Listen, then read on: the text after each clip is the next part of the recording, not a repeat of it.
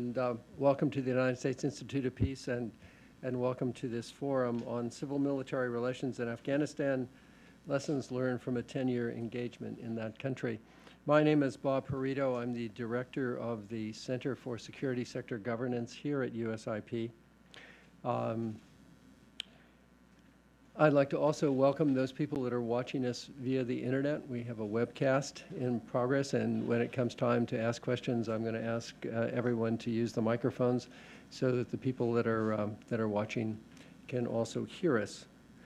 Our topic for the day is civil-military relations in Afghanistan, and a central focus of civil-military relations in that country were the provincial reconstruction teams that brought together agencies in Washington and their personnel in the field that were not used to working together and that were required through the PRT program to form new relationships, to work out new methods of operation, and to work together in the field under very difficult and dangerous environments.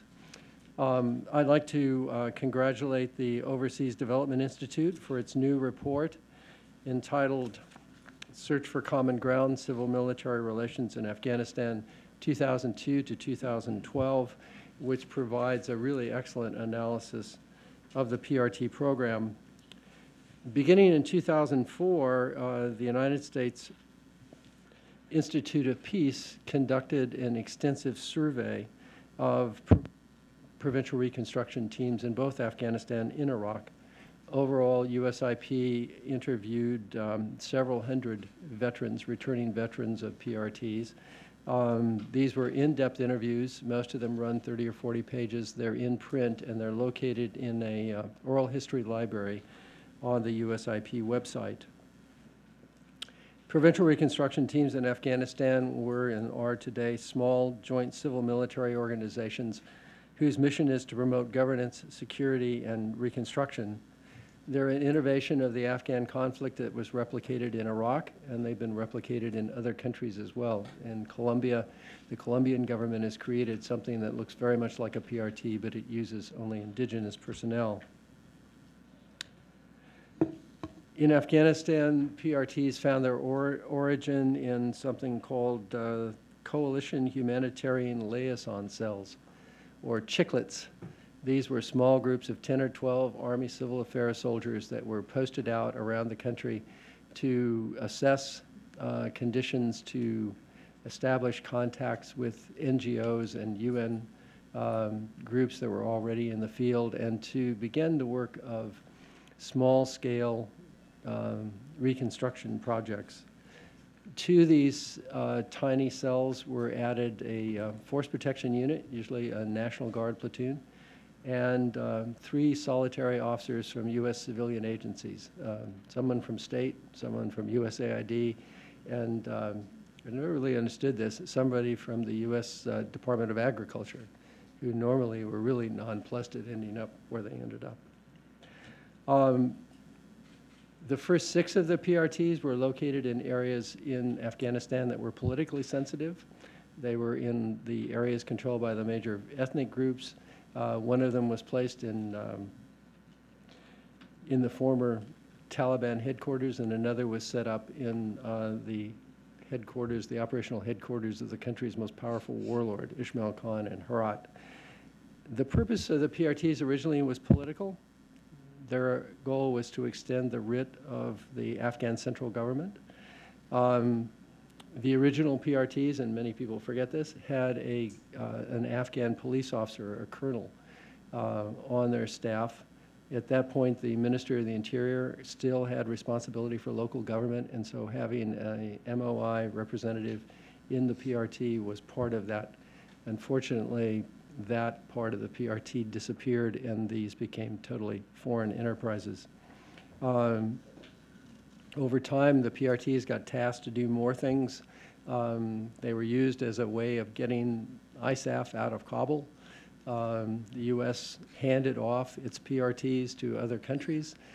More countries were encouraged to join these staffs, and so you had civilian and military personnel from countries in the coalition, from NATO countries, establishing small units across the country. These PRTs begin to differ radically in size, shape, scope, and role of mission. Unfortunately for the PRTs, I think, and for most of the civilian effort in Afghanistan, it was originally envisioned as the bridge from the end of the conflict to the handover to an Afghan government in a peaceful environment. That's not the way it worked out. The PRTs ended up finding themselves in an increasingly unstable, and violent environment as the insurgency spread. And so many of the problems that were experienced by civilian operations in Afghanistan and the PRTs resulted from the fact that no one in the beginning really anticipated there would be the insurgency that developed.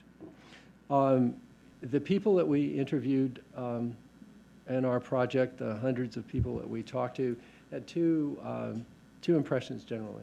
They talked about the fact that in many cases the PRTs hadn't lived up to expectations, but they all said without exception that they felt that they had had a positive experience and that they personally had made a contribution.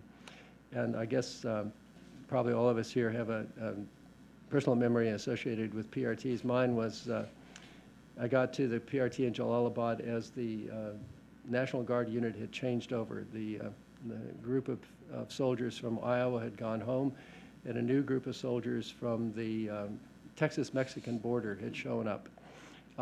These were Mexican Americans. They brought with them a whole group of new dishes that enlivened the food in the cafeteria. Other people in the PRT were so delighted that they were now able to have huevos rancheros for breakfast and not what they'd had before. And then I remember sitting in the back seat of a Humvee, you know, wearing my helmet and my flak jacket and listening to the conversation in the Humvee, which was all in Spanish, listening to the comms that were all in Spanish, and thinking for a moment, where am I? And that's the question I have for the panel this morning. Where are we? We've put together a really distinguished panel of people that really know a lot about this issue to talk about civil-military relations in Afghanistan. We're going to start with Ashley, right, who recently joined the Humanitarian Policy Group as a research fellow. But the reason why she's here is that she spent several years in Afghanistan working in the Department of Political Affairs of the United Nations mission to Afghanistan and as head of policy for Oxfam. Our second speaker will be John Angolia, who needs no introduction.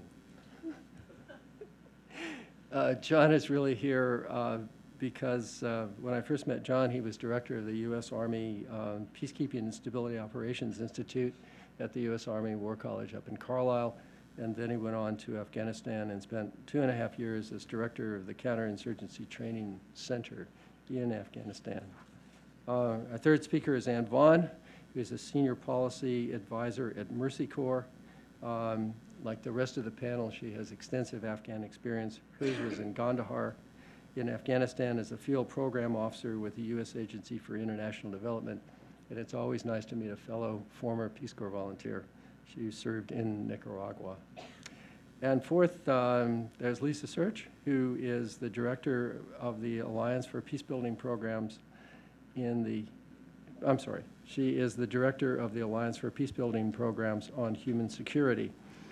She's also a research professor at the Center for Justice and Peacebuilding at Eastern Mennonite University and the U.S. liaison at the Global Partnership for the Prevention of Armed Conflict, and someone I introduced only less than 24 hours ago at another panel. So Lisa is very much in demand as a public speaker in Washington and somebody who has been a great friend of this institute and has worked with us very closely on a broad range of programs. So you all have the biographies for our panel, so you can read more about their distinguished careers. So we'll get started, and I'll turn to Ashley. Just to say thank you for the kind introduction to the other panelists who I'm very excited to hear. I'm going to give, okay, yeah. Can everyone hear me? I'm going to give a brief overview of the lessons in the report. I think there are many, many lessons that we outline and many more to be learned.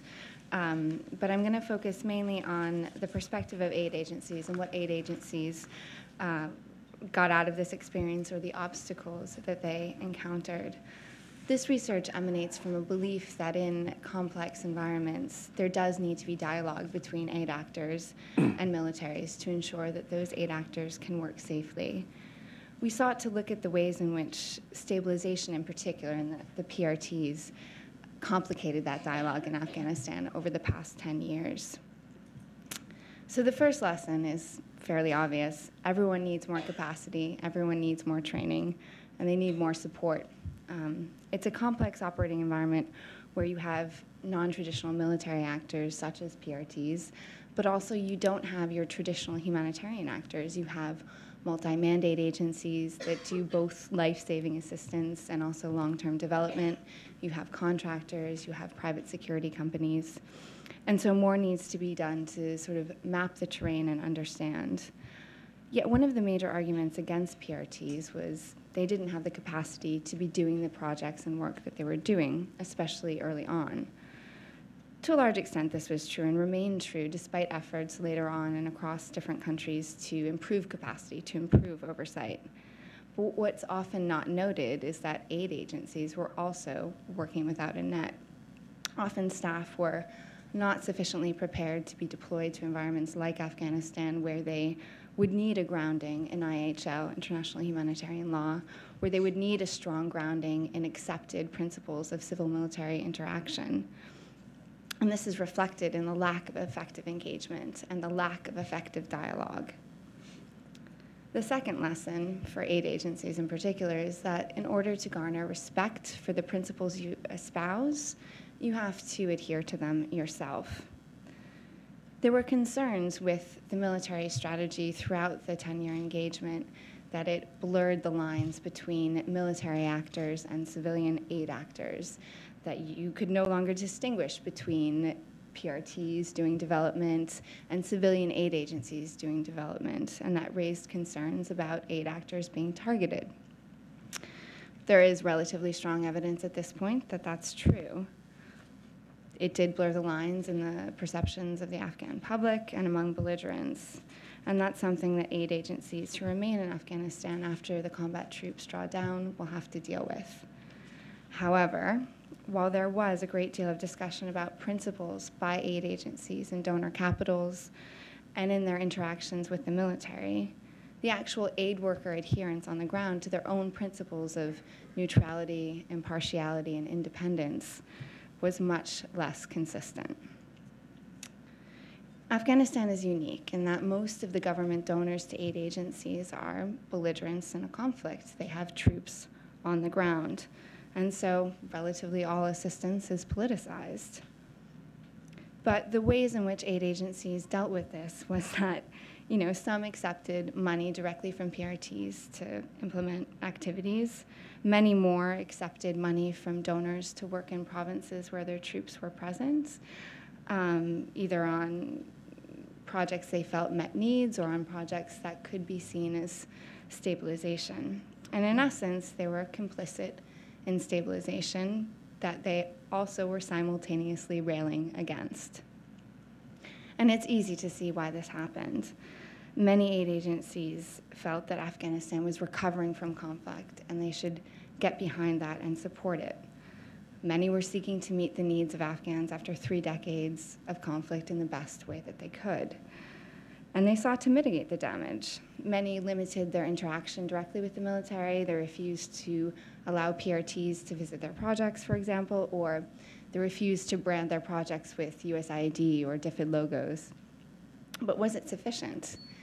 Working in geographic areas determined by donors who have troops in a conflict or in sectors determined by those donors associates you in the mind of the public, possibly, in some circumstances, with parties to the conflict. Other research with the Taliban and civilians has shown that it's not rhetoric about humanitarian principles which influences perceptions, it's their experiences of aid agencies on the ground, what they're doing and how they're behaving.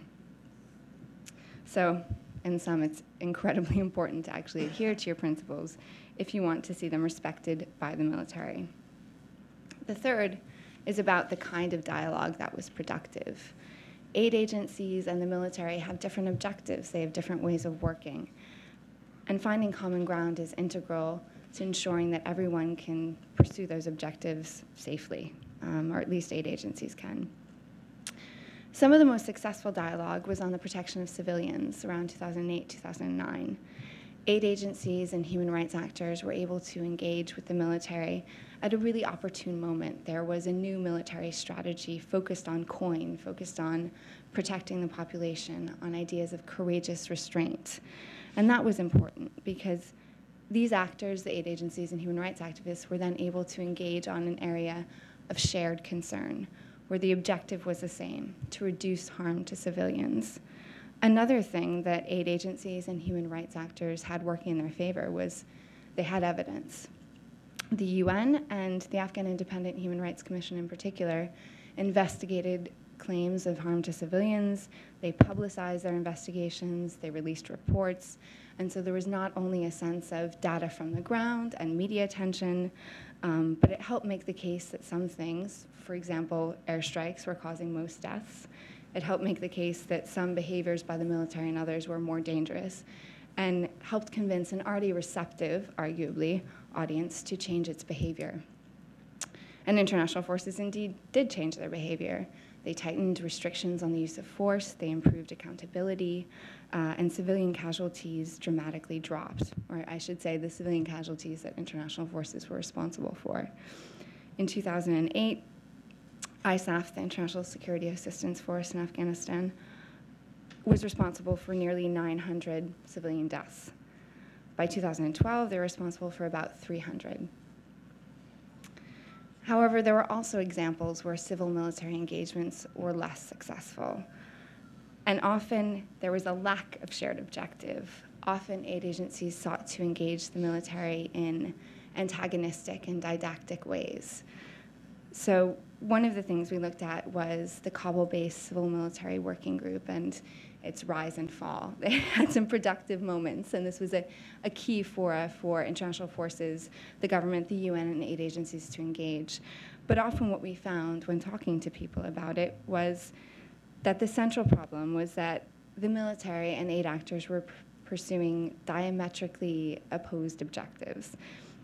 The military saw it as an opportunity to share information, but also gather information, as well as, in some instances, present their narrative of the conflict. They sought cooperation from aid agencies, but the more they pursued aid agencies, the more they pulled away. And they saw these meetings as a cynical attempt to co-opt them into a military strategy rather than ensure that everyone was playing by the same rules of civil-military interaction and address instances of violations of IHL. For example, in 2010, the Afghan NGO Safety Office advised NGOs, quote, not to engage in civil-military coordination. They warned that, quote, there is nothing to gain and much to lose from interacting with international military forces who are only interested in leveraging advantage from your activities. So by 2010, we really saw a breakdown of any productive dialogue, except perhaps with the exception of around civilian casualties. The last two lessons focus on what we need to do now. The fourth lesson is that stabilization does present risks to aid agencies, new dangers, new complications, and new areas where the rules need to be redefined. Using aid as a weapon system is explicitly to further the chances of one side's military victory is not only dangerous for everyone involved, but arguably self-defeating. With a great deal of money spent on stabilization, there's a dearth of evidence about what the impacts are, either its effectiveness, but also the risks, and that's our primary concern in this report.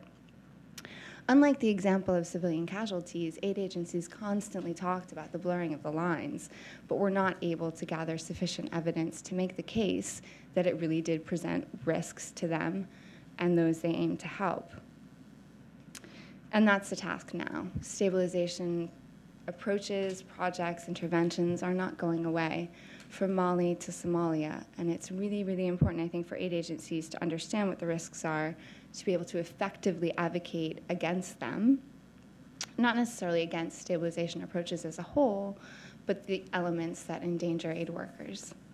And finally, the lack of Afghan involvement in civil-military dialogue was a tremendous oversight. They were Afghan military forces, Ministry of Interior, with the exception, and maybe a few others that you cited, were often cut out of this dialogue. Aid agencies interacted with international military forces, but even as Afghan forces were being built up, didn't engage with them, didn't seek to influence their policies or establish the rules of the game. In contrast to ISAF, arguably one of the strongest and most sophisticated fighting forces in the world, the Afghan forces are nascent, and they are in the process of assuming the immense responsibility for security across Afghanistan. It's it's difficult for us to know now what this dialogue will entail, but it is very likely that after 2014, the conflict will continue, and aid agencies who continue to work in Afghanistan will need to communicate with Afghan forces, will need to resolve issues, will need to ensure that they can work safely. And so I think those are at least 5 of the key lessons. And I'll hand it over to John. Thank you very much. John? Let me just get a kind of feel for the audience. How many, I see 3 categories of folks that really got to get engaged in this discussion. First are those humanitarian assistance actors. Next are those who are developmental folks who are doing developmental aid, and whether they're doing it as contractors or as part of a government. And then there's military. So from that category, kind of how many here would classify themselves as humanitarian actors? Wow, a lot less than I thought. Holy mackerel. Okay, how many would classify themselves as aid workers who are part of a government? Okay, got it. And how many would classify themselves as military? All right, and others, any other perspective? Yeah? I was a civilian embedded with the military. Okay, all right, all right. Academics, okay, we can tolerate them. Not too We many, need though. them, we need them, okay.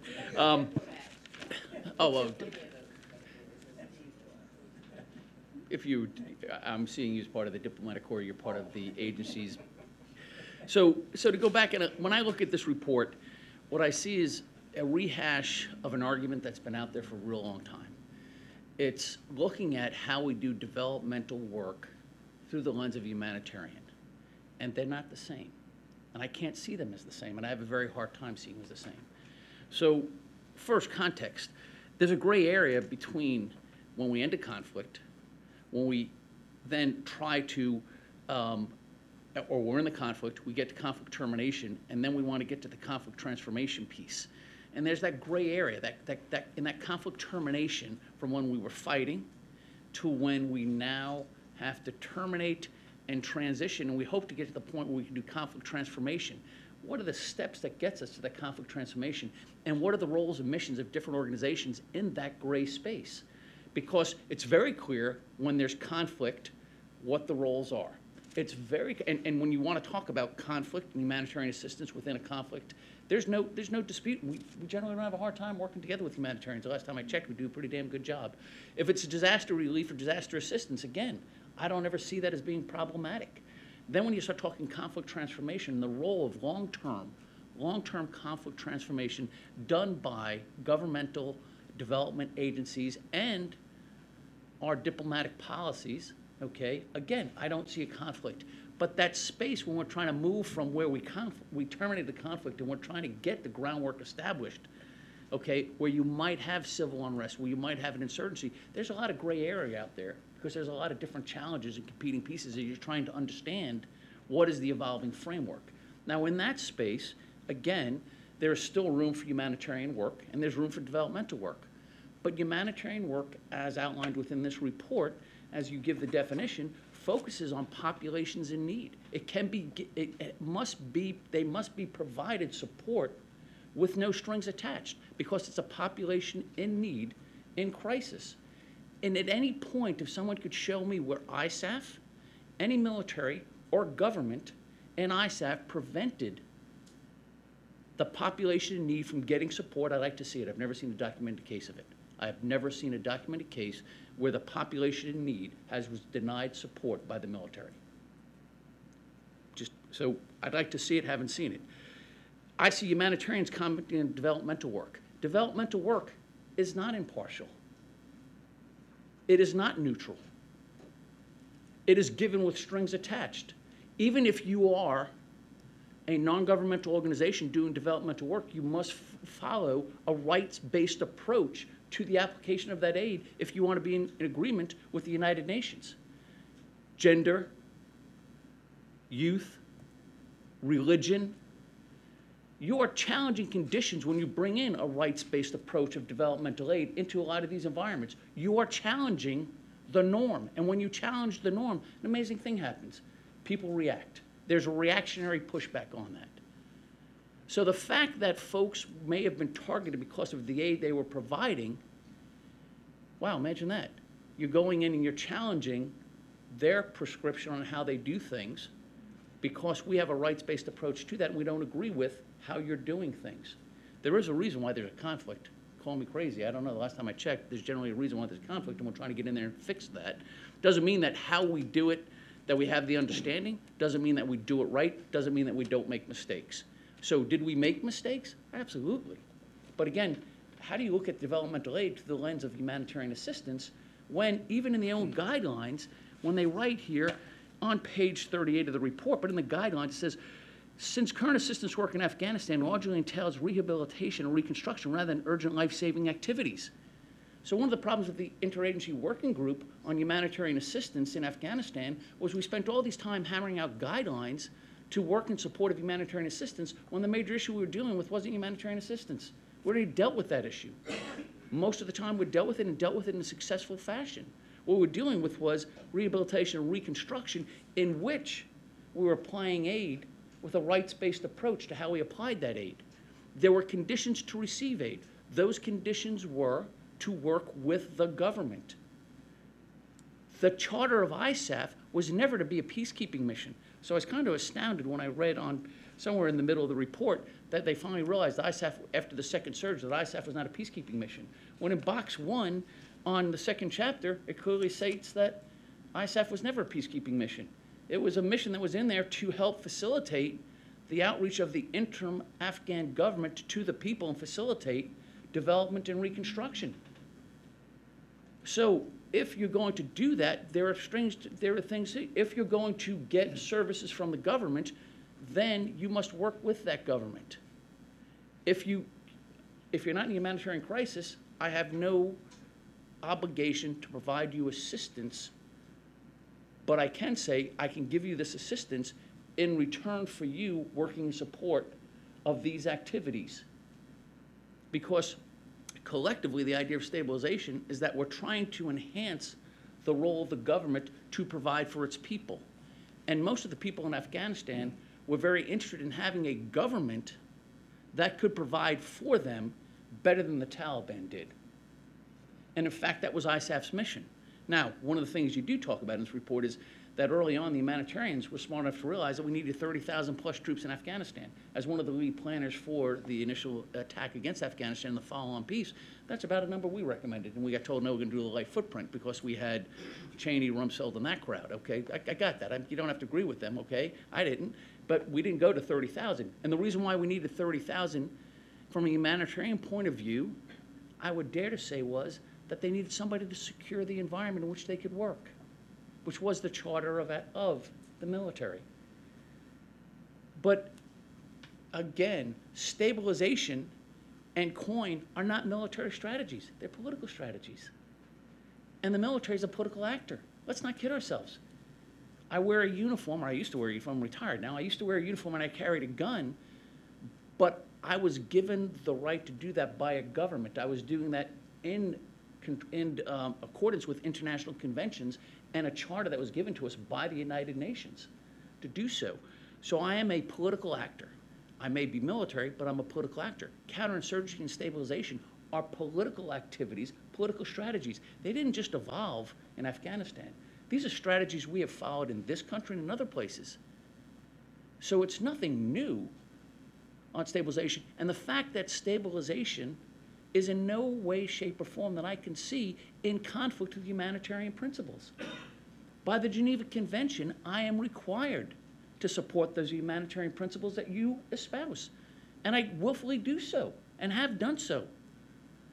And I haven't seen a military, now, have we had mistakes? Yeah, did we? Yes, we did. Did we have people make mistakes? I don't know an organization that doesn't have people who make mistakes. I don't know, I haven't seen it yet. Okay, if you find one, I'd like to join it. Okay? Casualties, civilian casualties.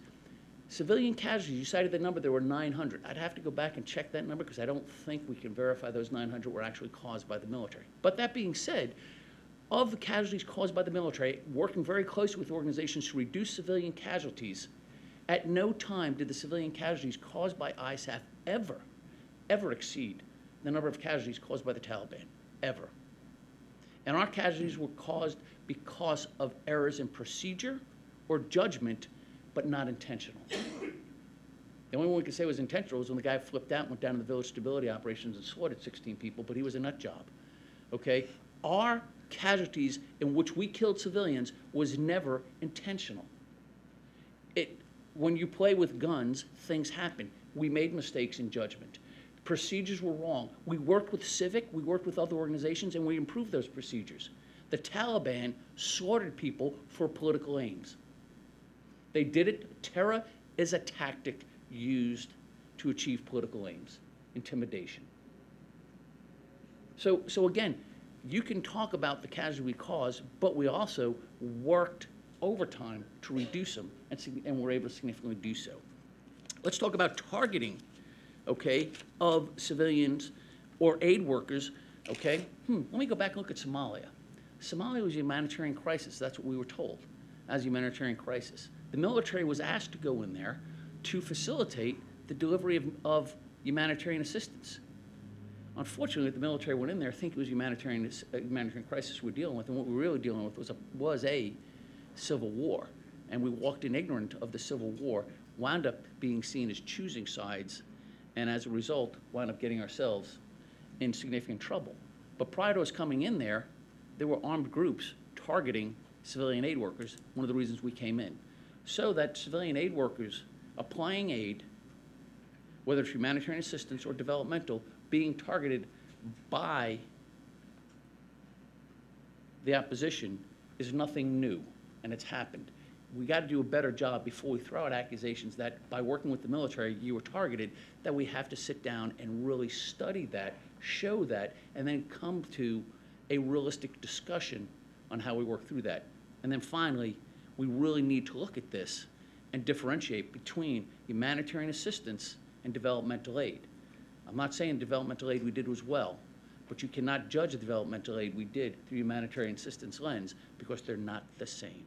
They're two different purposes, and they are never supposed to be neutral and impartial when you do developmental aid, as humanitarian assistance is. And I can't think of any case in this report or any report I've read over the last 10 years where ISAF intentionally violated international humanitarian law, ever. If you can show it to me, I'd like to see it. Thanks. Thank you very much. Anne? Next time, John's going to tell us what he really thinks. I know. Hi. It's always hard to follow John because he's very articulate and feels very passionate about this too. And I have sort of a difficult job of being dual-hatted for this panel.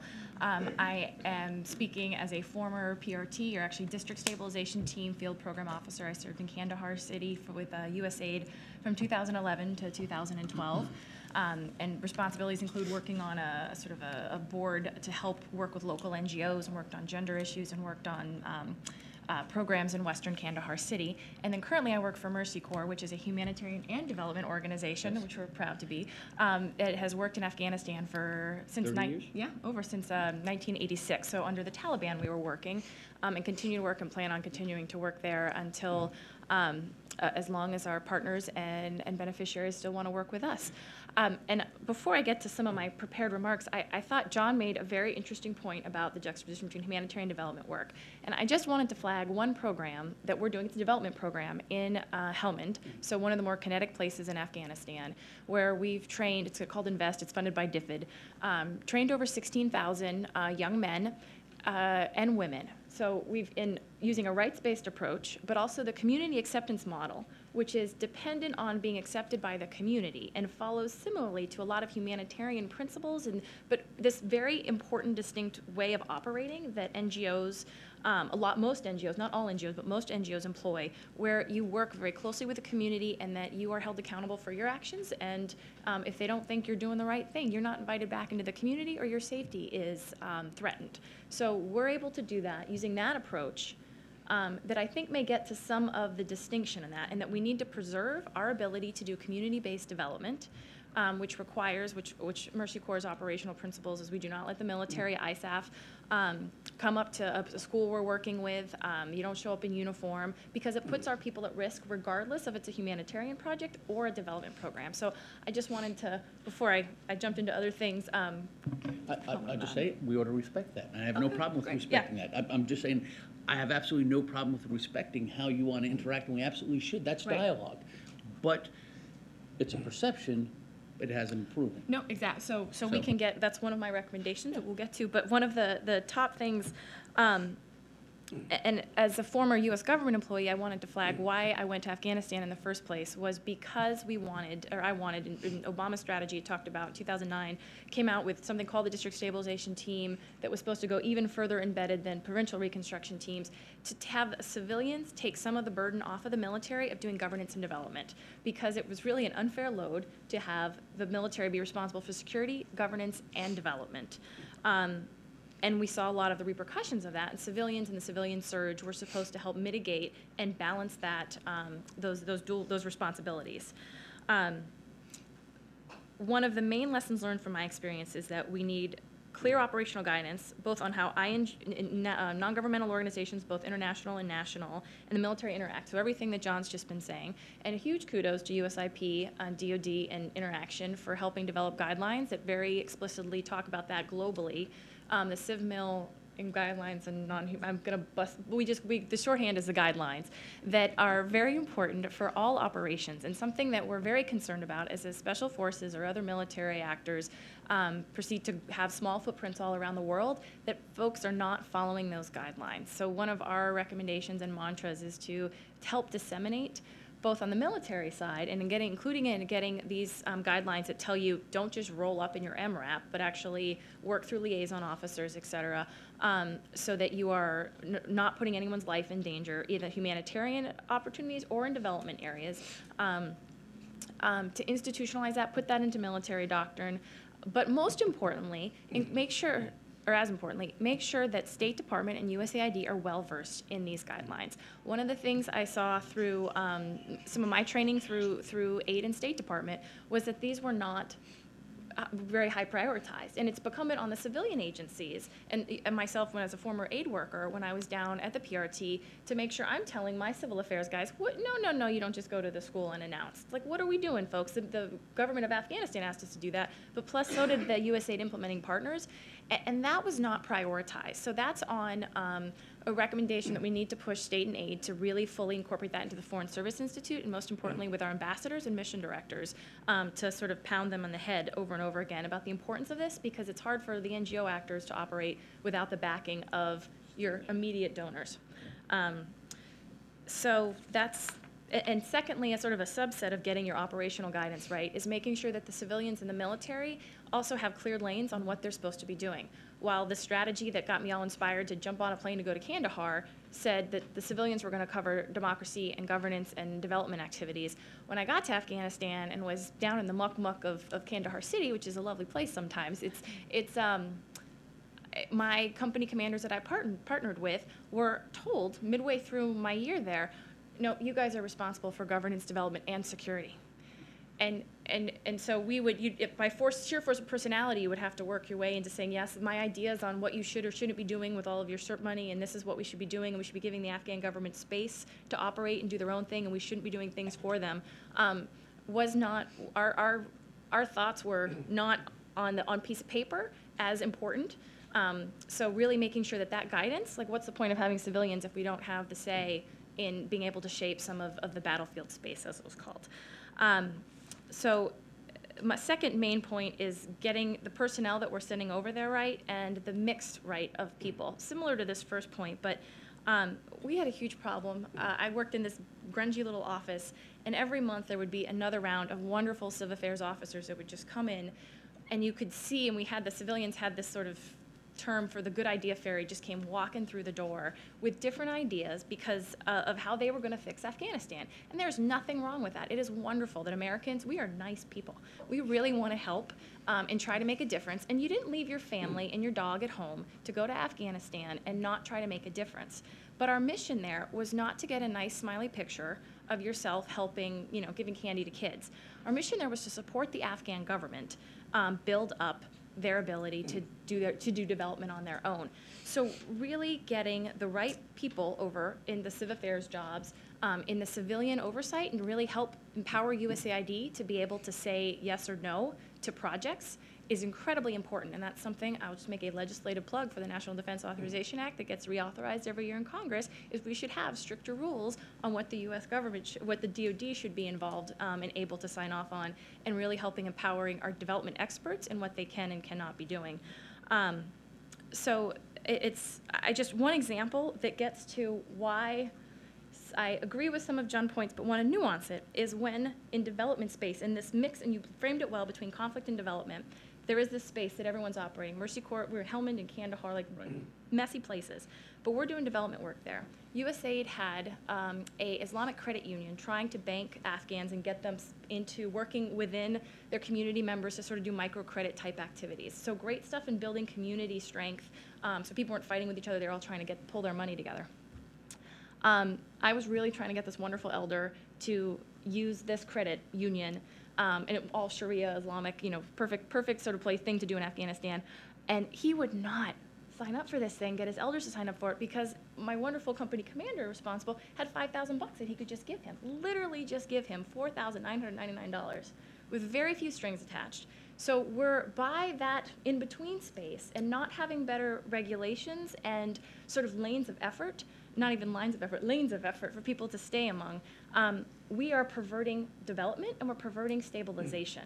And that undercuts the broader goal that we're all working for. So we need to worry about the Good Idea Fairy and make sure that our efforts in the stabilization are further sort of refined. And also just have better incentive structures for these activities that a commander is not in, does not get a gold star or a major co-relief on his lapel for spending more money. It should be what outcomes. Same with USAID, same with DoD, and same with State Department. It's changing the personnel incentive structures so that we're incentivizing the right behavior in these very difficult environments. And then something we've all talked about, but I think I've talked too long, we'll pass it along to Lisa, but the imbalance between funding. How much CERT money was out there, guys? Oh my gosh, compared to the inflexibility of USAID funding. I tried to buy a tent for my Afghan counterpart because a community was trying to build a little tent school. I was so excited. I was like, yep, $900, if I could cost it out, do it all the procurement stuff. I couldn't get $900 to buy a tent so my Afghan counterpart could deliver it. I had to, because the structures were not there because there was such inflexibility and I used to work on Capitol Hill because Congress oversees by every single nickel and dime everything that aid does. We need to give more flexibility to aid. So I could, as a development worker, buy a tent for my Afghan counterpart to then have this beautiful, here, this is the Afghan government doing this. And of course, the Afghan had asked us for the tent and all this good stuff. Like, we checked all the boxes on good development. Instead, I had to go to my military colleagues because I couldn't get the money through my agency, and within seconds, you could turn around. $900, that's nothing. Yeah. So that's, with just a little bit of money and more flexibility on the civilian side, you can do a lot more good. That everybody in town knows that. We actually need to figure out a way to make that really happen. So with that, we'll turn to Lisa. Thanks. First of all, thanks to ODI for writing this report, yes, because Afghanistan is a whole 10 years worth of lessons to be learned, and they are very relevant for future work in Africa and Latin America. And if we don't learn the lessons, I'm afraid we will repeat them. So I hope there are more forums like this and more reports, because there's really a lot of issues that need to be drawn, both on the relationship between civilians and military, but also the relationship between security and development, which is a very complex relationship. One of the things that NGOs have learned over the last, I would say, 5 decades of work in conflict-affected areas is that often our NGO efforts at development and humanitarian assistance has made things worse in terms of the conflict. Because anytime you transfer resources into an area, some people benefit and some people are the losers. And it can quickly increase conflict, destabilize the region.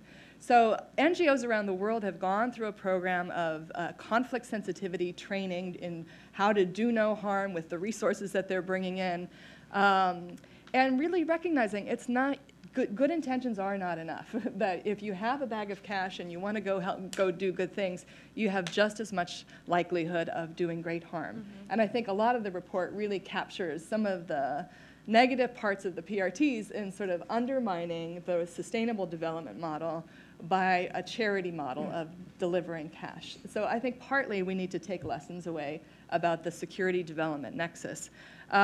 In terms of civilians and military, again, there's so many lessons to be learned, partly because there's so many different kinds of civilians. So Ashley mentioned, it was civilian, most of the effort went into civilian government-military relations. I mean, all of my colleagues in the US government said they were putting all of their time into each other. They couldn't relate to NGOs or the Afghans because just figuring out the PRT within the walls of USAID and MIL was so challenging and difficult in terms of terminology and decision-making structure.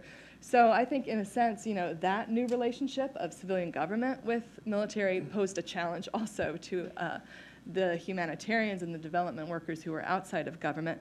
But then the point of view that I come to this with is that most of my colleagues in Kabul were Afghans, and they really felt completely left out of all of the civil military discussions. So OCHA at the UN was coordinating the humanitarian NGOs, and it was really only about 5 of the large humanitarian NGOs with ISAF, International Security Assistance Forces. And Afghan NGOs that were not small, they had a staff of 100, and they were doing development work, some humanitarian work across the country, were really left out of those discussions, but they were facing the same challenges. Whereas ISAF might call up Mercy Corps and say, can we come visit you? They were not calling up the Afghan NGOs, and PRT vehicles were showing up in front of their offices. And then I heard so many reports of, 2 days later we were attacked, a week later we were attacked. The perception was very strong that the more contact that Afghan NGOs had with PRTs of the military, the more they were endangered. So there was a sense from the Afghan NGOs, one, that they wanted a channel of communication with ISAF as well, and that did not exist. OCHA was not providing that. And I would say another thing about OCHA is that it just wasn't big enough. The task of coordination and communication was massive, and really the UN needed to be devoting many more skilled people to this task of civil-military relations, because they really need facilitation skills to facilitate a multi-stakeholder dialogue that was very adversarial. People were shouting at each other, slamming doors, cursing. There was a lot of energy people were bringing to these meetings that OCHA was facilitating, trying to resolve, and there was not a trained facilitator in conflict resolution to really help people talk to each other in a civil voice and problem solve to make it a productive meeting. I would say, actually, in the future, in Mali or wherever, that UNDP also needs to be involved in coordinating a multi-stakeholder dialogue with the development community, both indigenous, local NGOs and international NGOs, because, again, that group did not have a coordination space.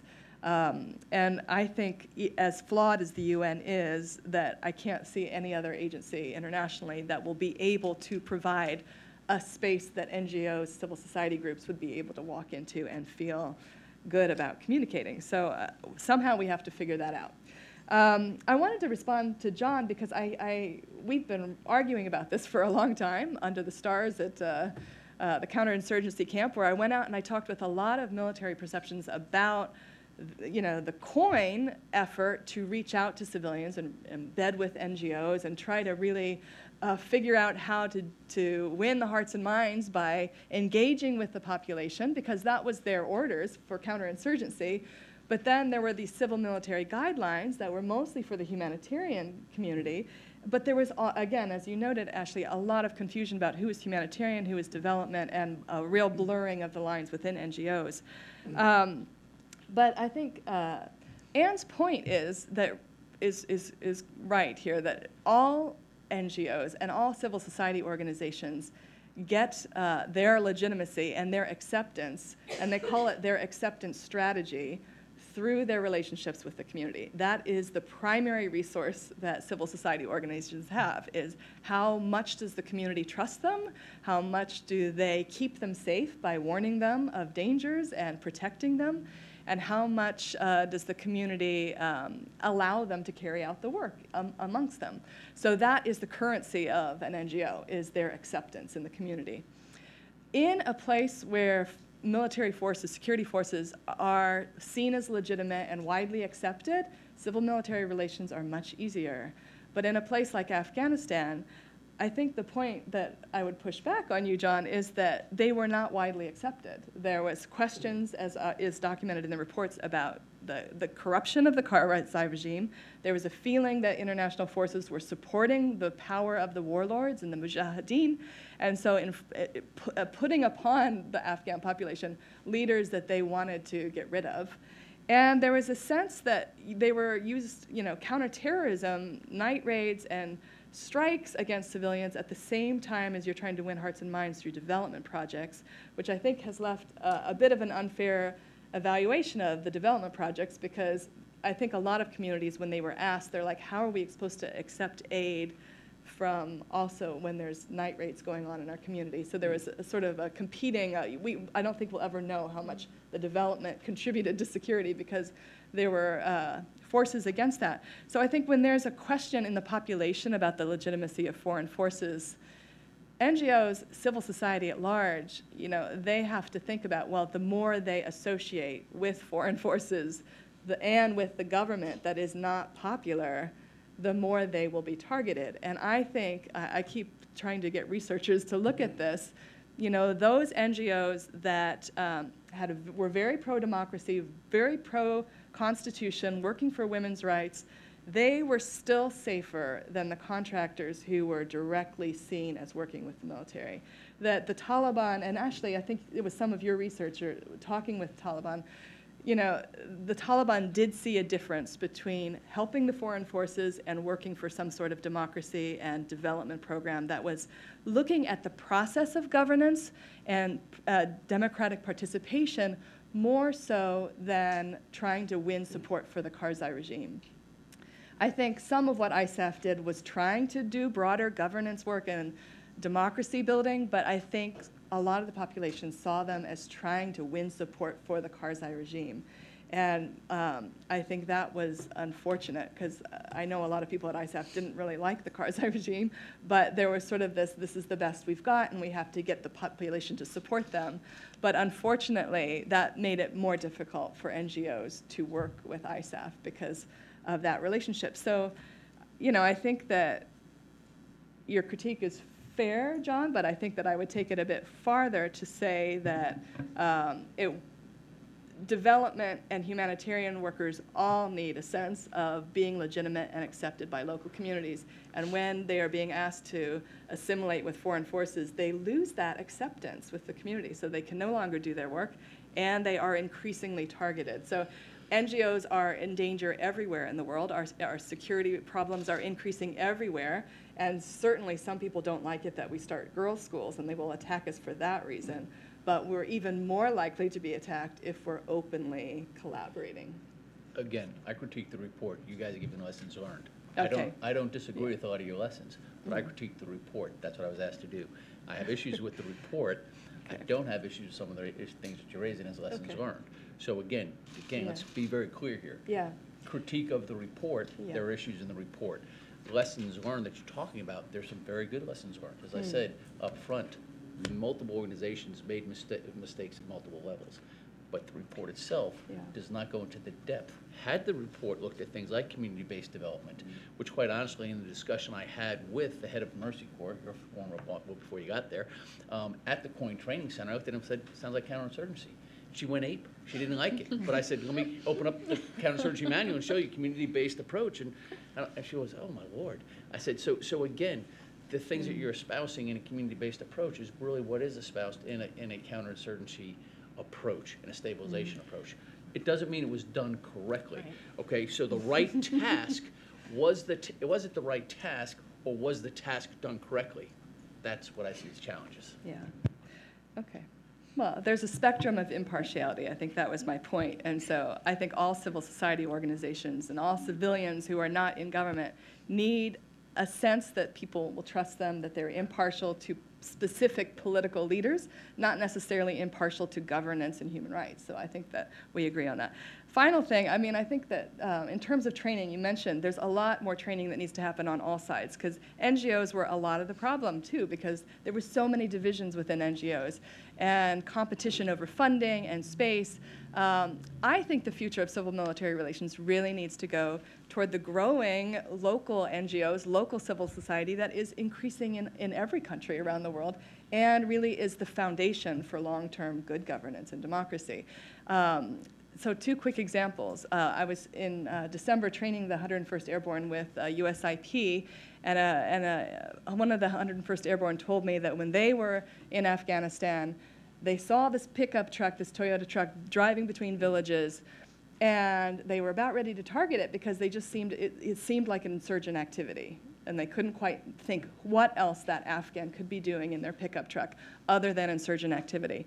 So they, had people monitoring it. Finally, they decided, we'll stop it at a checkpoint and see.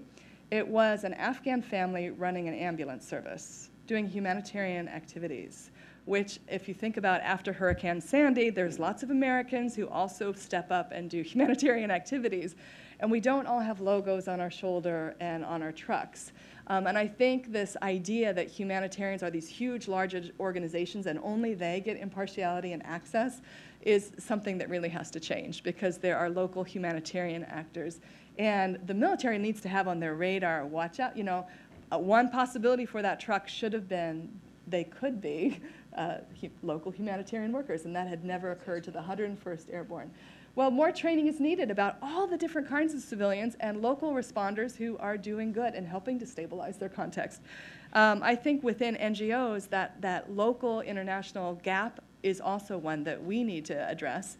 When I tried to do a civil-military dialogue in Afghanistan with my Afghan colleagues who were asking for a forum that OCHA was not providing to coordinate and communicate with the military about some of their perceived security risks when PRT vehicles were pulling up in front of them, I was told by several of the international NGOs that Afghans were not sophisticated enough to participate in this discussion, which was absolutely not true. The Afghans that I knew had the exact same critique as the international NGOs, but another NGO told me she had been the country director for like 8 years. She said, I'd never even met my Afghan colleagues who are leading these large Afghan civil society organizations until you brought us together for the civil-military dialogue. So the rift between the large Afghan NGOs and the international NGOs was tremendous. The perceived tension and conflict and feeling of being disrespected in their country is something that the NGO community needs to deal with, because, as the report so clearly says, if we're going to tackle this in the future, NGOs need to be much more coordinated, much more trained and ready, and all of us need to be more sophisticated in, again, what's documented on the last page, that the most effective arguments with the military about changing the way things were done were when they were framed within a military paradigm of what also is in a military interest. So when we just go with our NGO agenda and try to say the PRTs are doing bad and not making a military argument for it, it didn't work. That's what the report says, and that was my experience too.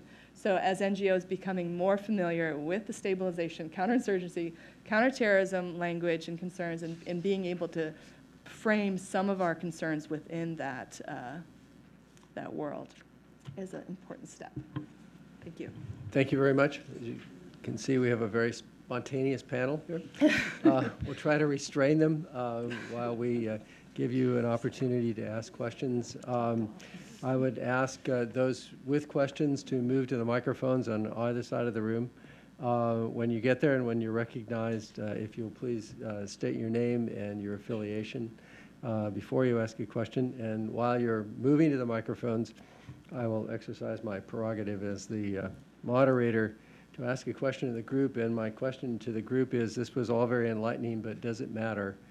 Are we ever again likely within our lifetimes to face a similar situation that we've encountered in Afghanistan, where you have a very large U.S. military force on the ground, where there is more money than anyone really knows what to do with, where burn rate is the metric that's actually utilized?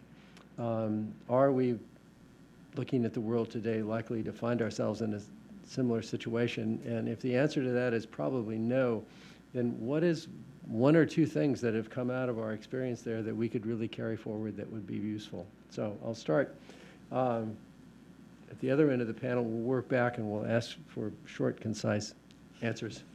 Well, I think I already gave my recommendations. Okay, give your recommendation again. You think yes or no? Do you think we're likely to find ourselves in a situation we like already are Afghanistan facing these again? same challenges all over West Africa, East Africa.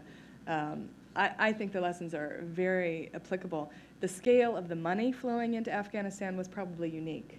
I hope that's never done again, because it created a lot of problems. But I think that it's absolutely necessary to pull all the lessons we can and to start changing the way we're all being trained, which is what I just talked about. I just highlight the new, I think it's Special Forces 2020 vision that says something about warrior diplomats and doing conflict resolution and having special forces lily pad around the world. It doesn't need to be a lot of money to be very destructive too. So really getting better and taking some of these metrics, which the report points out very well, that, and CGAR has done a great job documenting on the DoD side, that there were very few specific lessons captured. Unless you tell a company commander, a colonel, here's what exactly needs to be done differently, and change that burn rate model, we're going to face similar things, maybe on a smaller scale, but it can still be just as destructive unless we really dig into that some more. One, yes, I think we'll see another Afghanistan. I think with issues in the Middle East the way they are in other places, I think there's no doubt in my mind we're going to see it. That being said, very, very complex question, but the point is, when the policy is not to put troops on the ground and throw money at it, okay, that was a USG policy. Don't put troops on the ground, light footprint, and throw money at the challenge in Afghanistan. And we did that from the highest diplomatic levels, not just the military, in the Bonn Agreement. The Bonn Agreement was just an uncharacteristically thrown together piece that said everybody throw money at it and take responsibility for a sector, unlike the Dayton Accords, the Dayton Peace Accords, in which you could actually then judge action and progress against a peace process. What you had is an open-ended agreement in which everybody threw money at the situation instead of troops, and there was no mechanism to check and to regulate the application of those funds to achieve specific end states. And we also didn't allow a peace agreement in Afghanistan because we said we wouldn't talk to the Taliban, and we sidelined the monarchists. So how could you have a peace agreement when you don't bring in two of the key players and then sit down and 7 years later go, gee, maybe we should have talked to them? Yeah, no shit. There's going to be a problem. So again, before I even get to the idea of burn rate and spend, let's talk about the political agendas and the diplomatic agendas driving the application of force and money. Also, the application of money has been an issue for international development over the last 30, 40 plus years. It hasn't just been a military issue, it's been an issue for international development in which we have screwed up the economy and put it upside down by the application of money when we haven't had a coherent strategy for the application of that money. So to get to your point, yeah, I think we'll throw money at problems again. What I hope can happen is that we have an education process in which we can learn, we can talk about these community-based approaches, and we can get folks to understand that money always isn't the issue. It's the engagement with the people, and then the application of money based on the engagement with the people is what achieves success. When we get to that point, we'll be good, but that would also then require that to be understood across the entire United States government as well as the international community, and it isn't. No, I completely agree with John and his points around the political settlements, and yeah, that we will see it again. People forget that Afghanistan was meant to be a light footprint, that you weren't supposed to have 30,000 troops, that this would be in and out, the fall of the Taliban, security would be fine, you wouldn't really need a government, you would have an interim force, and slowly it escalates. And I think, yeah, you will see this kind of approach again, maybe not to the size and scale, but I think another another lesson to be learned. And this is something that we really, to be honest, struggled with in the report, and that's humanitarian development distinction. The paradigm you laid out would be so nice if it existed, but there are no more purely humanitarian organizations. You have ICRC perhaps and Doctors Without Borders, but what we find are a lot of organizations doing commendable work like Mercy Corps and others, and everything in between. And if you look in these guidelines in the back of the report, they actually apply to both humanitarian and development actors, but they use, as you pointed out, a humanitarian framework that has these very simplistic, well-defined, here's a humanitarian, here's a military actor, but the world doesn't exist like that anymore. And I think that's one takeaway from Afghanistan and other complex contexts, Iraq and elsewhere, that the rules need to be changed, that they need to be sort of redefined. Okay. Thank you very much. We have a question, please. Hi, James O'Gara, State INL. A little bit hesitant to ask a question since I got to spend a year in Kandahar, but my colleague Deborah Alexander, who's here, spent 9 years, so she should probably be standing up here. Also, I haven't read the report, but I look forward to reading it. My PRT experience was a positive one, and the civil cooperation was superb. We had, at the time, ESF, SERP, QRF funds. We had too much money, as you pointed out. That was actually a problem. More money than we had capacity to implement, but we had different funding streams, one of which was available to our brigade commander, the other to our team leader. Our senior development person very quickly put together sort of an ad hoc non-lethal effects targeting board. We had weekly meetings to vet projects. We had a weekly meeting with the team lead and the brigade commander and the 3 and the 9, and it worked pretty well, I have to say. My impression of the military, my military counterparts was, you know, they were aggressive, forward-leaning, short time frame, short time horizon, wanting to show results, and all in some ways the enemy of good traditional development. But also they were really receptive to, you know, hearing counter arguments. What they didn't like was a vacuum. They didn't want nobody to be, and hence the DST concept. We also had a really good relationship with Mercy Corps, which, as you said, you know, didn't want to be showing up, you know, at the FOB in an MRAP. So I think it can be done. I think it takes goodwill, and it certainly takes, I think we were blessed on the PRT side in the sense that we had a couple of military reservists. We had a really smart guy who had gone to West Point and then gotten out of the military right away because he, you know, couldn't stand all the structure, but he was really, really helpful. So I don't know, that's not really a question, is it? Do you think, I guess there is a question in Counter argument. I do wince a little bit when I see the military, almost more the development community and the way they perceive the other side as being sort of clownish and incapable. And I do feel like that's a real barrier to progress. I think our little PRT showed that it can be done pretty well. And I wonder if some of this is just sort of a cultural aversion. Thanks. Thanks very much. Is there? Can I comment on that Yeah, one? I would just please have go to the agree microphone. wholeheartedly. I mean, we had some phenomenal military commanders. We had some so-so ones. We had some pretty horrible civilian ones too, and some really good civilians. Some of the best civilians were former military who could bridge that divide. And you're right, we should not have this is a right way, this is a wrong way. But I think it's the incentive structures, because so much of it was personality driven. If you had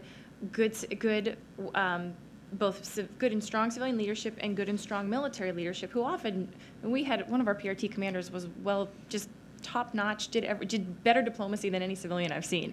So but it depends so much on incentives and personality, that to institutionalize this in a way that does not do no harm and can actually do good, like in your case. And we did some decent things, and we did some really good things in Kandahar City. There was also some stuff that we spent a lot of time preventing bad things from happening, which I'm sure you probably saw too. So it's making sure that the structure is right so that we can prevent more bad than good. Yeah, please go ahead. Just to add to those comments, I agree. I think in the report you tried to look at U.S. PRTs weren't the only PRTs out there as well.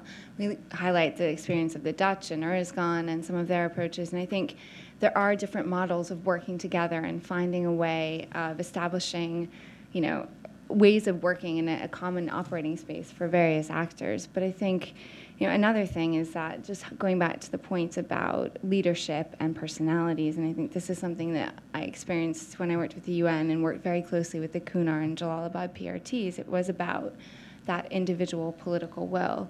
But that implies a lack of systems, a lack of rules, things that could have, made it a bit more even and made things function in a way that was more productive overall. Yeah. Okay, we have 3 questions. We have 15 minutes left, so I'm going to ask for all 3 questions, and then we'll have the panel respond. So we'll start on this side. Thank you. First of all, my name is Kadir Amiria. I'm a former faculty of GW, and then worked 10 years in Afghanistan, served for development projects and academic talk at Kabul University, and served as advisor to President Karzai for a couple of years. I want to share my experience with you at this point rather than questions. I enjoyed the presentation of my colleagues in the forum. It was highly respect and learned from you all. I should say that. But what is important at this point, the training. I agree with you all. The training has to be emphasized from my experience. I'm saying that one. And then partnership between the NGOs and the community. That's another important thing. The training, I have an example. Because I was working with General Barlow, Ambassador Eikenberry, General Petrov for DDR.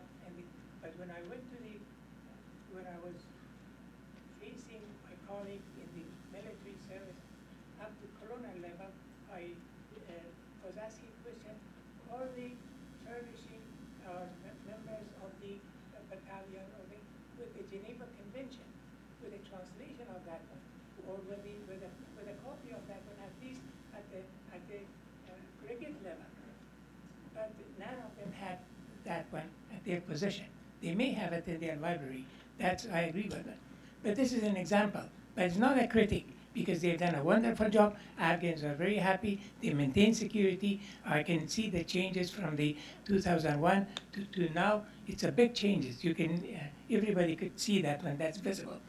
But the operation, the goals are very precious. The NGOs, humanitarian, development, USAID, all. But the coordination is lacking. The coordination is not efficient. The operation is not efficient because of lack of definition of mission. The humanitarian mission is, traditionally we know the definition of humanitarian, but under the current structure in Afghanistan, it was sort of convoluted. Because the AID was supposed to get the approval of the security section before allocating funds or approving projects. And this was in conflict with our traditional way of humanitarian or civilian operation. And in PRTs, from my experience, I don't think that we needed PRT in the first place if the definition of the functions would have been clear. It was the lack of definition and lack of objectives that is still, I'm not sure what is the objective after 2014 when we withdraw. What type of an Afghanistan we want to see? What type of democracy do we want to see? That is not defined. I was participating in Bonn conference as well. In Bonn conference, the agreement was said something else, but now that was not applied. Thank you. Thank you very much. Over here. Yes, I'm Stephen Easley. I'm from the Department of Justice, USIP, which I know Bob, you've served. Hi, welcome. And Colonel's been a big supporter of in the past. I had the pleasure of serving as part of the Civilian Response Corps as the CivMil Plans Officer at RC South through 3 division rotations. Same time Ann was there. I was at CAF instead of at the PRT. I was jealous. But something that I noticed and received, the panel agreed, was particularly as the whole of government approach goes, not to leave out the NGOs and others, but it seemed to me that there was a lack of adult supervision, if you will, or a singular chain of command on a lot of these decisions. I mean, I saw bridging the strategic to the tactical level, and from a plans perspective, and certainly in execution, I saw plenty of examples, and I think that's one of the things that's lacking. And just want your response on. Thanks very much. Can we have the third question? Hello, I'm Saman Hayes, and I'm a co-author on the report, a research officer with the Overseas Development Institute, and have more broadly been working on a project for the last 2 years that's looked at civil-military relations in a number of contexts, some of them stabilization, some of them presenting other challenges. And I wanted to pose a question, I suppose, more to the NGO representatives, but also just to make a comment, perhaps in response to John's comments. I think that what you often hear and what many of your comments sounded like is the we're all on the same side, ultimately, line of argumentation, or that development actors, because they're political, must accept being politicized. I think that all the actors that are operating in those environments have a political role. Humanitarian assistance, even when it very closely cleaves to the original idea of what humanitarian assistance looks like, is still political. I think when you come to what the contradiction is, it's that stabilization is not just political, it's a political security strategy, and the end objective is the attainment of a certain security state. The people and their relationship to governance is a means along that process. For development and humanitarian actors, the end objective is the people and their relationship to government, and that's going to create a contradiction to greater or lesser degree wherever people are operating according to those imperatives. For the humanitarian sector, that's going to be in a lot of places. Stabilization is a pervasive and very powerful idea that's guiding foreign policy for a number of multilateral organizations. It's something that they're going to continue to confront. So my question is, to what extent are people coming to terms with this? To what extent are people actually incorporating that in their future planning about how staff are trained and prepared for operating in those environments? Thanks very much. We'll ask, because we have 5 minutes left, I'll ask each member of the panel to either respond to a question or make a closing statement, starting with Ashley. I mean, I think those are all very interesting comments. I certainly won't respond to Simon's comment and leave that to the other panelists. The lack of adult supervision, I think we talk about a lot in the report. But one thing I kind of want to talk about, and something we've encountered, is that, where is the proof that being allied with international forces or Afghan forces or the Afghan government means you're going to be targeted as an aid agency? And questioning whether or not this association was real or totally imagined. And a lot of my work focuses on talking to the Taliban and research with the Taliban, and through research released through ODI and elsewhere over the past year, interviews with the Taliban leadership and the Quetta Shura, fighters in Kandahar, fighters in the north, a wide array of Talibs. That's what they all tell us. They not only tell me, they say it in their statements on Eid and Ramadan and so on. So it's very clear that this is their military strategy.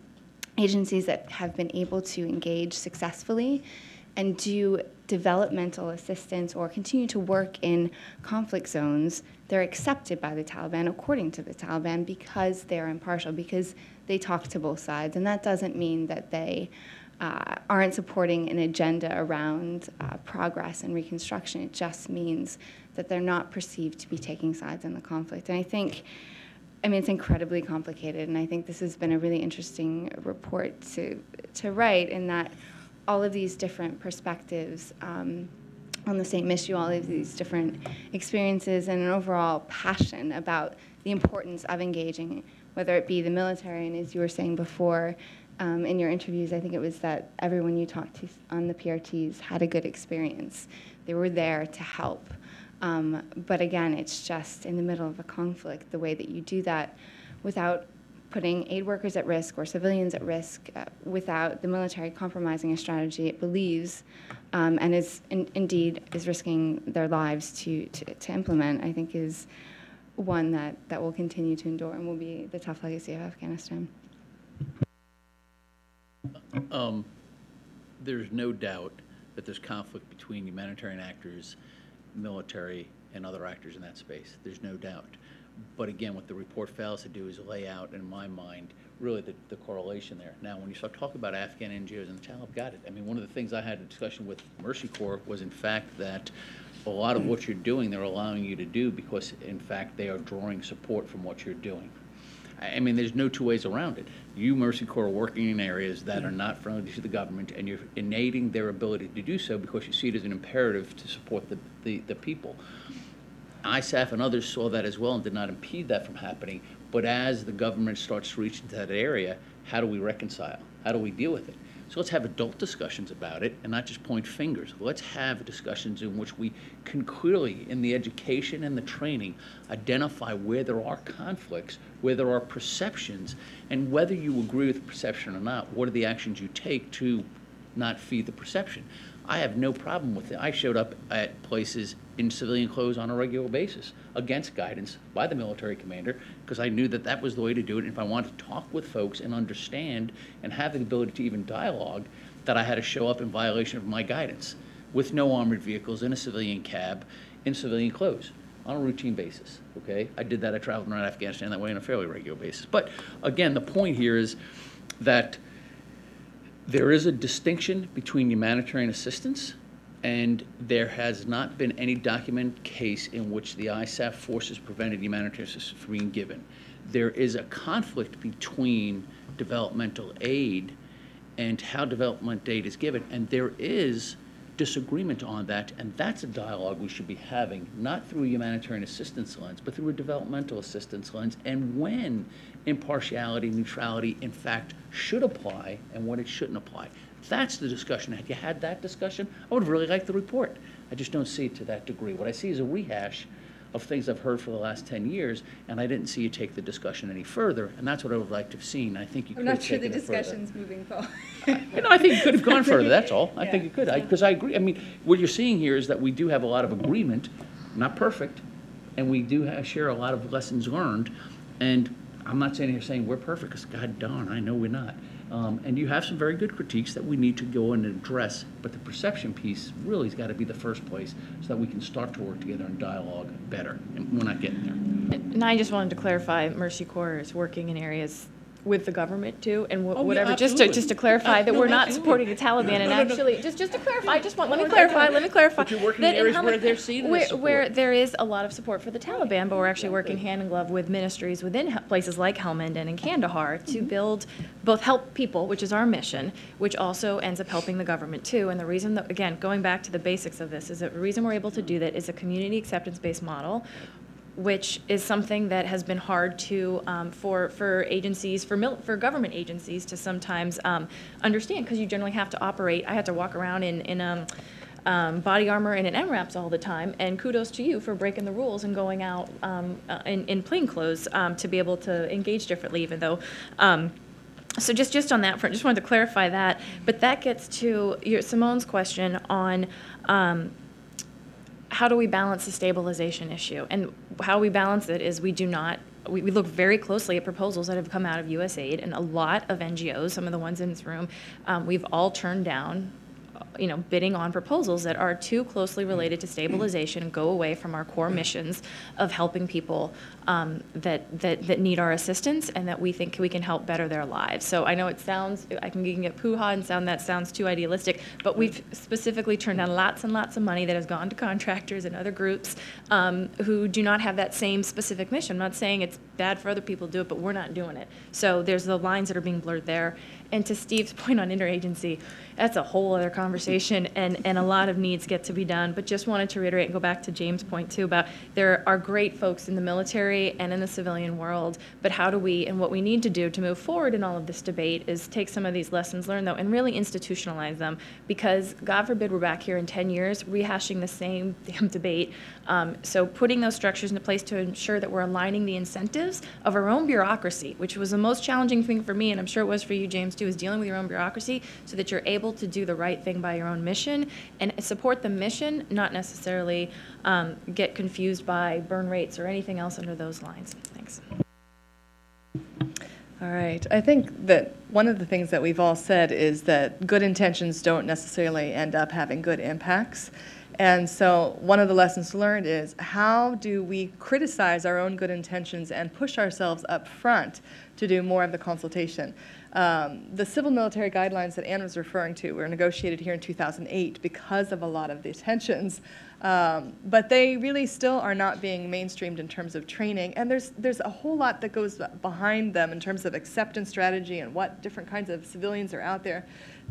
So we have a long way to go. But I think the key thing I wanted to respond to is that we made some big mistakes in our analysis of what was going on, and I think as a country, as the U.S., and I think that partly this idea of extending the state down to the sub-district level, this is where the tensions between civilians and military exacerbated, because extending the state was not what Afghans wanted. It was, how do we bring informal governance, traditional governments, in complementary relationship with a state that is not corrupt, that is not full of warlords. And I think if from the beginning more of Afghan civil society and more US and international NGOs had been part of the discussion about what are we going to do in this country, up front, just discussions here at headquarters in Washington about how do you work on governance, how do you work on development. If we'd had that kind of communication and coordination, I don't think we would have had the problems downstream where guys out in PRTs were trying to embed with NGOs and tried to get NGOs to clean up, and come in and rebuild, and the coin strategy. I mean, that was bringing in NGOs at the end state rather than trying to listen to them up front. And I think if we think of ourselves as a community, we have different roles in the field and we need to be separate, but sometimes we need to have conversations about what is the mission. And if you're not having a conversation about what the mission is up front, it's very unlikely that you're going to be able to work together downstream.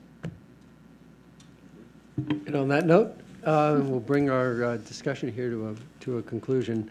I want to thank this panel. It's been a really interesting and informative exchange, and I'd like to invite a round of applause for our panelists.